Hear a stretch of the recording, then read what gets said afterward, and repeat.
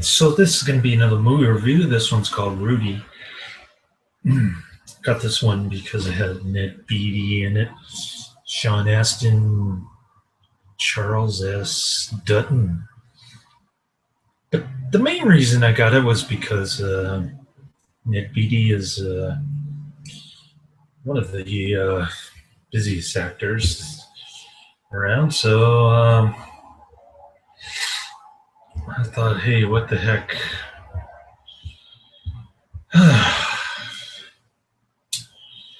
Basically, it's about a kid growing up in the late 50s, early 60s, I guess. Well, it must have been early 60s. And he's playing football with some kids in some sandlot, who knows where. Probably Steel Mill country, Pittsburgh, somewhere.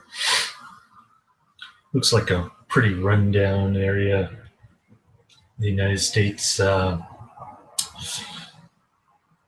Ned Beatty plays the dad, a Catholic dad.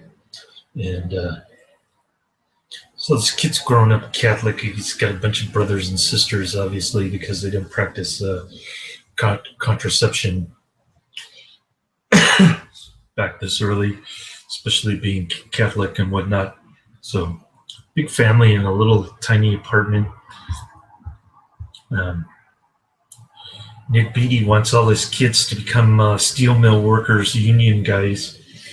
Kind of a sorry job considering that Rudy, the main character's best friend, gets killed in an explosion at the steel mill. So Rudy's big dream is to play football for College of Notre Dame, which is supposedly the best football college team in the United States.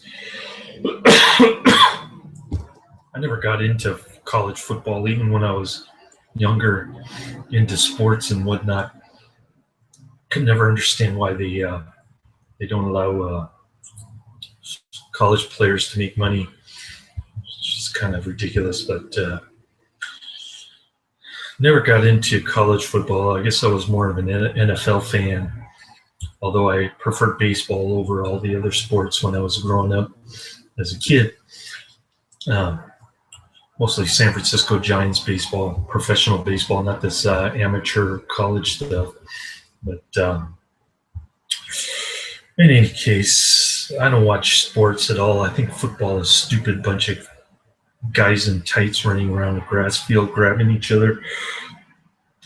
Why people get into this stuff is beyond me, but both my grandfather and my stepdad liked it, so yeah, that's part of growing up in the United States, I guess. In other countries, they don't fantasize about football nearly as much as Rudy does. So he's kind of a scrawny, short, 5'0", 100 pounds, soaking wet. After his friend dies, he ditches his girlfriend and his dad to go try to get into Notre Dame. He works on the field as a caretaker, part time. He works at his community college. Starts getting good grades all of a sudden. Yeah, I can understand the desire to escape from poverty situation. Maybe being a teenager, wanting to get away from your family. But I think this movie is way over the top in terms of playing the stereotypical underdog theme to the hilt. You even have some sappy Steven Spielberg music. So I have to admit that the movie was a tearjerker at times, so that I didn't actually cry. I was kind of watery-eyed at moments just to see the kids resolve to follow his dream, no matter how stupid and senseless it seemed. He was very ambitious, and But then again, so was Emperor Caligula. Know what I mean? So the ending is pretty much what you'd expect. It's totally predictable. Of course, it's a football game, and Rudy plays the last few seconds because Notre Dame is ahead by so much. I won't tell you what happens after that, but you can kind of guess on your own. It's like I said, it's pretty predictable. A lot of dumb football fans watching guys carry around a ball for some unknown reason. But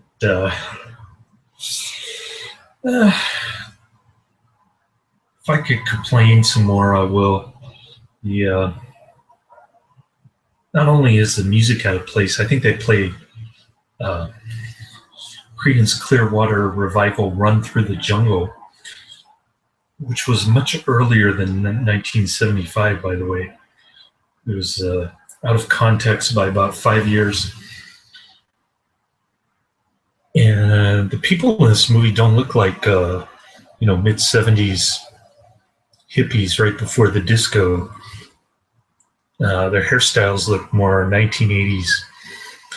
So that's another problem I had with this movie. But like I said, it did keep me entertained as Rudy meets the caretaker of the Notre Dame Stadium, played by one of the aforementioned actors who's also in Alien 3, which was a god-awful movie.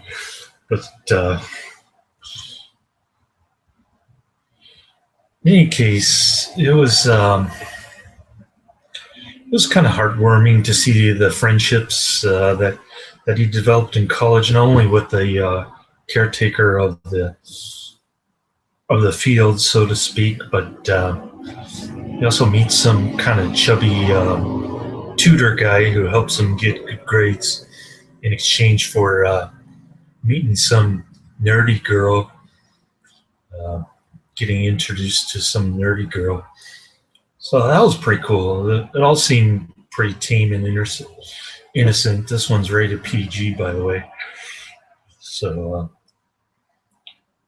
there's an occasional potty mouth here and there, but other than that, there's no real nudity, and the only gore you see is on the football field, where he's all bloodied up, trying to dress up for the big game or whatever. His 2 seconds of fame or whatever he's trying to accomplish. I have no idea. But he's very idealistic about his dream. I wasn't so idealistic about it. Like I said, he's an underdog, so it's kind of hard to imagine why he would go through so much trouble just to play like 2 seconds in a ball game, maybe make it on television for 2 seconds.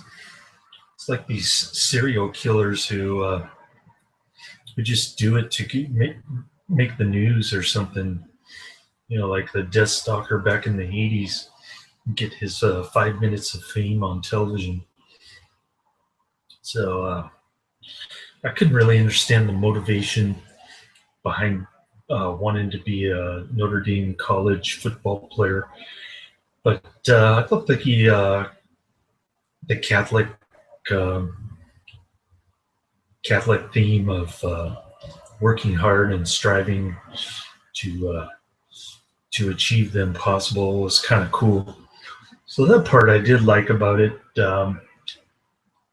Praying and hoping for that you can achieve anything, that kind of thing. I guess that's what inspired the people during the Renaissance. But probably inspired Michelangelo to paint his fresco on the Sistine Chapel, that kind of thing. But whatever.